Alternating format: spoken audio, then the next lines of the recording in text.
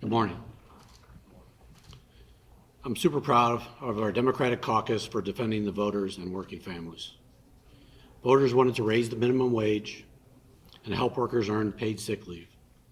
Republicans are against both of these issues. That's no secret. We did our best to negotiate in good faith, but people on both sides of the negotiations were blindsided by the pro tem announcing on Facebook that the Senate would be going to this bill for as long as it takes. Keep in mind, this bill has never been on the floor of the Senate prior to yesterday. Thankfully, as long as it takes ended around 1 a.m. and the bill being laid over and the Senate being adjourned by the pro tem.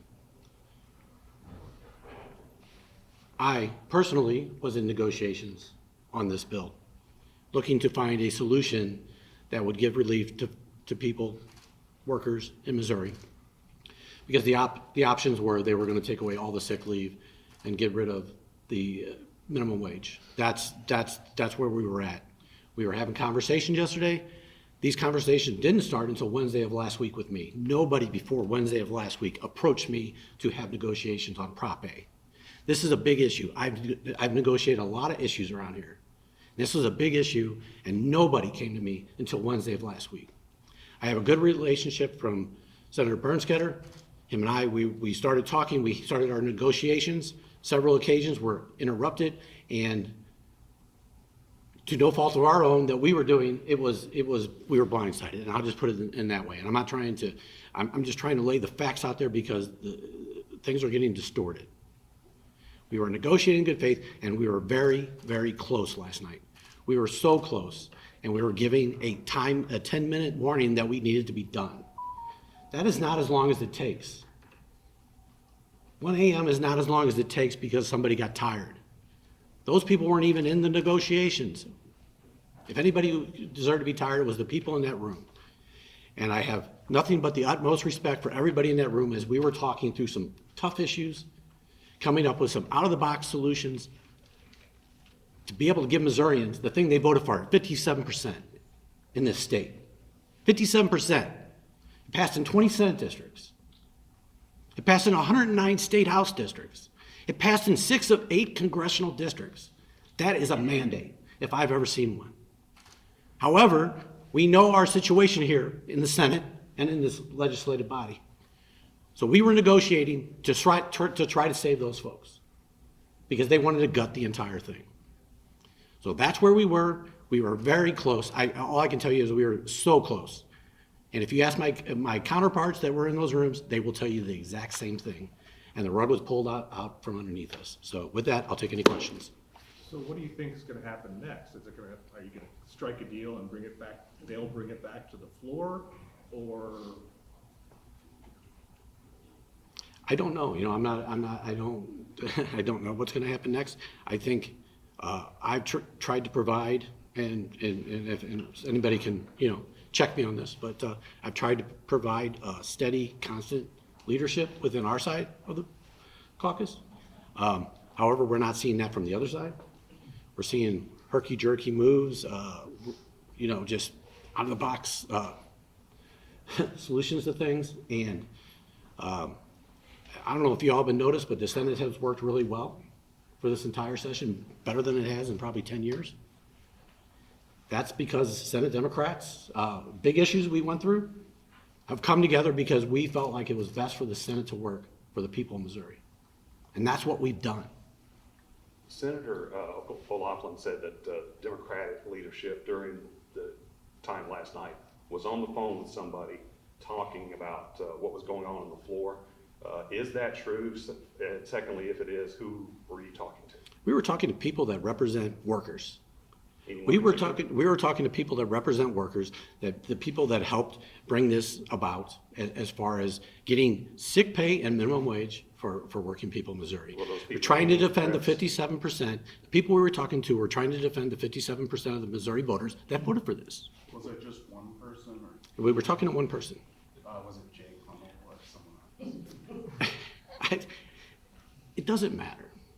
It doesn't. She brought it up. So. Well, she can bring up a lot of things, a lot of different things. But we were in this room, and what I'm telling you is we were very close. Who was she talking to? We are very close. You know, and quite frankly, I asked who they're talking to because the mood changed on the other side quickly, and I don't know where that came from. So what I will tell you is the people in that room were in good faith negotiations, and just like I have been since I've been in the Senate and since I've been in this legislative body. We were talking to people, we're trying to have the voice of the workers and see what's best for them, and we're trying to defend them. Can you describe where the negotiations went? Can you get into that as far as what? I don't know if I want to. I will tell you there were three. So what I've said in the past was, I'll just put it this way. I had red line on Proposition A, and then what I clarified was if it was about the implementation of it, I would work on it. So there was some concerns that people had, and we got really close on the implementation. Well, actually, and conceptually, we were there. We were conceptually there on the enforcement, conceptually there on other issues, and it was just came down to this one final issue, and we were really close. I just don't want to tell you how close we were, but it was, and I'm hoping to pick up those negotiations with the senators that were in the room, the people that want to get this done, the people that want to come to some sort of solution that gives the vast majority of Missourians, well over 2 million Missourians, paid time off and minimum wage. Well, Senator O'Loughlin also said that they plan to come back to this in 2 weeks. That's after May 1st. So have you heard anything about whether or not they plan to bring up a version of the bill that would include an emergency clause to retroactively dump paid sick leave because it goes into effect May 1st? You'd have to ask those questions to Senator O'Loughlin, the President Pro Tem O'Loughlin. I'm not privy to that. We were, again, all I can tell you is we were in very good faith negotiations. I think anybody in this building will tell you that on both sides of the aisle, and the rug was pulled out from underneath us. So Who gave the 10-minute warning? the Pro Tem, What did she threaten, or what was her ultimatum she adjourned. to adjourn? No, she adjourned. I mean, said we were done negotiating. That's how that played out. So she didn't say like, we're gonna push this No. full repeal? No. She didn't say we're gonna push this compromise? No.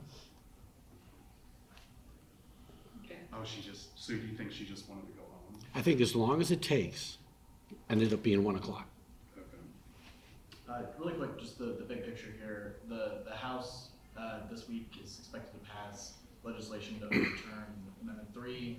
In this chamber, we're talking about overhauling Proposition A. Can you talk about the political dynamics in Missouri, of the state that elects people that disagree with what the voters have passed?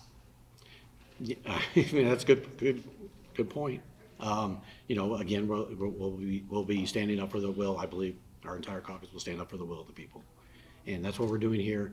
That's what I'm super proud of all our members that stood up yesterday and told the truth about what's going on, and told the truth about how they're trying to take this away from people.